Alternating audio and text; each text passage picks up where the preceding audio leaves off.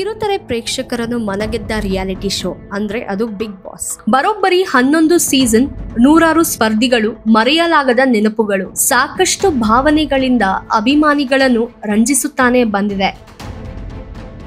Season 11ರ ಬಳಿಕ ಕಿಚ್ಚ ಸುದೀಪ್ ಅವರು ವಿದಾಯ ಹೇಳಿದ್ದು ಅಭಿಮಾನಿಗಳಿಗೆ ಬೇಸರದ ಸಂಗತಿಯಾಗಿತ್ತು. ಸದ್ಯ ಬಿಗ್ ಬಾಸ್ ಕನ್ನಡ ಸೀಸನ್ 12ರ ಆರಂಭಕ್ಕೆ ಸಿದ್ಧತೆ ಈಗಾಗಲೇ ಶುರುವಾಗಿದೆ. ಜೂನ್ ತಿಂಗಳ ಬಳಿಕ ವಿವಿಧ ಭಾಷೆಯಲ್ಲಿ ಬಿಗ್ ಬಾಸ್ ರಿಯಾಲಿಟಿ ಶೋ ಒಂದೊಂದಾಗಿ ಪ್ರಾರಂಭವಾಗುತ್ತಿದೆ. ಬಿಗ್ ಬಾಸ್ ಕನ್ನಡ 12ನೇ ಸೀಸನ್ ಭರ್ಜರಿ ತಯಾರಿ ನಡೆದಿದ್ದು ಈಗಾಗಲೇ ಪ್ರೀ ಪ್ರೊಡಕ್ಷನ್ ಕೆಲಸ ಆರಂಭವಾಗಿದೆ. ಈ ಬಾರಿ ಬಿಗ್ ಬಾಸ್ ಮನೆ ಸೇರಲಿರುವ ಸ್ಪರ್ಧಿಗಳ ಪಟ್ಟಿ ಕಲರ್ಸ್ ಕನ್ನಡ ಈಗಾಗಲೇ ತಯಾರಿ ಮಾಡಿದ್ದು, ಪ್ರೋಮೋ ಕಂಟೆಂಟ್ ಅಂತಿಮಗೊಳಿಸುವುದು, ಬಿಗ್ ಬಾಸ್ ಸೆಟ್ ನಿರ್ಮಾಣ ಇತ್ಯಾದಿ ಕಾರ್ಯಕ್ರಮಗಳನ್ನು ಈಗಾಗಲೇ ಆಯೋಜಕರು ಆರಂಭ ಮಾಡುತ್ತಿದ್ದಾರೆ.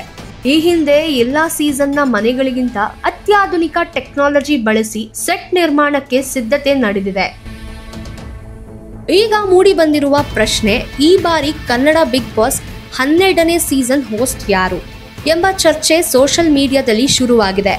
ಸುದೀಪ್ ಅವರು ಕಳೆದ ವರ್ಷವೇ ಈ ಸೀಸನ್ ನನ್ನ ಕೊನೆಯ ಸೀಸನ್ ಎಂದು ಟ್ವೀಟ್ ಮೂಲಕ ಅಭಿಮಾನಿಗಳಿಗೆ ಮಾಹಿತಿ ನೀಡಿದ್ದರು. ಕನ್ನಡದಲ್ಲಿ ಬಿಗ್ ಬಾಸ್ ಆರಂಭವಾದ ಬಳಿಕ ಸುದೀಪ್ ಹೊರತು ಇನ್ಯಾರೂ ಸಹ ಬಿಗ್ ಬಾಸ್ ನಿರೂಪಣೆ ಮಾಡಿಲ್ಲ. ಸುದೀಪ್ ನಿರೂಪಣೆಗೆ ಪ್ರೇಕ್ಷಕರು ಮನಸೋತಿದ್ದು, ಮುಂದಿನ ನಿರೂಪಕರು ಯಾರಾಗಲಿದ್ದಾರೆ ಎಂಬ ಕುತೂಹಲ ಮೂಡಿಸಿದೆ. ಈಗಾಗಲೇ ಸೋಷಿಯಲ್ ಮೀಡಿಯಾದಲ್ಲಿ ರಿಷಬ್ ಶೆಟ್ಟಿ, ಡಾಲಿ ಧನಂಜಯ್, ರಮೇಶ್ ಅರವಿಂದ್, ದುನಿಯಾ ವಿಜಯ್ ಕೆಲವು ಹೆಸರುಗಳು ಈಗಾಗಲೇ ಹರಿದಾಡುತ್ತಿತ್ತು.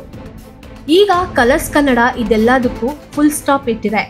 ಹೌದು, ಬಿಗ್ ಬಾಸ್ 11ನೇ ಸೀಸನ್ ಬಳಿಕ ಕಿಚ್ಚ ಸುದೀಪ್ ಅವರು ವಿದಾಯ ಹೇಳಿದ್ದು ಅಭಿಮಾನಿಗಳಿಗೆ ಬೇಸರದ ಸಂಗತಿಯಾಗಿತ್ತು. ಇದೀಗ ಕಿಚ್ಚ ಸುದೀಪ್ ದೊಡ್ಡ ಮನೆಗೆ ಮತ್ತೆ ವಾಪಸ್ಸಾಗುವ ಸುಳಿವು ಸಿಕ್ಕಿದೆ. ಇನ್ನು ಮುಂಬರುವ ಸೀಸನ್ಗಳಿಗೆ ಕಂಬ್ಯಾಕ್ ಆಗಲಿರುವ ಸುದೀಪ್ ಕಲರ್ಸ್ ವಾಹಿನಿಗೆ ಖಡಕ್ ಕಂಡೀಷನ್ ಹಾಕಿ ಒಪ್ಪಿದರಷ್ಟೇ ನಿರೂಪಣೆ ಮಾಡುವುದಾಗಿ ಹೇಳಿದ್ದಾರೆ.